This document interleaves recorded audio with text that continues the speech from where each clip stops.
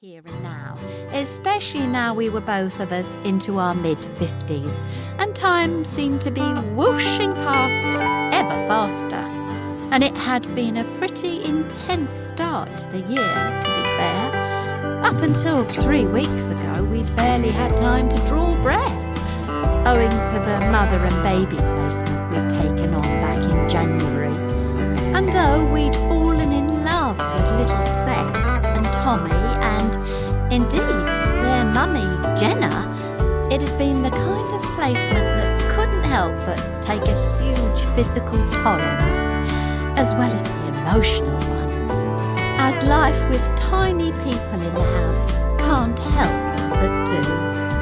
So we'd taken a break, a proper break. Mike even took 3 weeks off work, starting with a week in Fuerteventura. Just the two of us in the balmy heat, eating and drinking cocktails and doing nothing very much at all. Bar languid swings and sitting watching the glorious sunsets. We'd followed that with a couple of weeks just enjoying what had come to feel like a real novelty. Having nothing to worry about other than what time to drag ourselves out of bed in the morning. But I can only spend so much time doing nothing very much. So Mike's return to work after the weekend would mean a return for me too.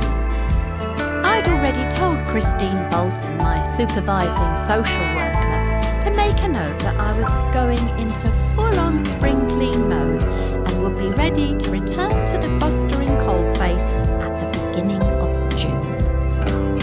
But that was still almost a fortnight away, so when my phone chirruped to say that a message had arrived, I was surprised to see her name on the display. I wonder what she wants, I said to Mike as he spooned coffee into our mugs.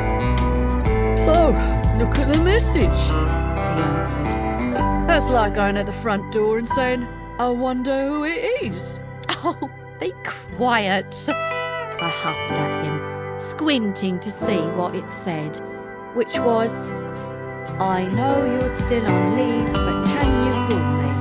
I need someone to do a week's respite, would be really grateful.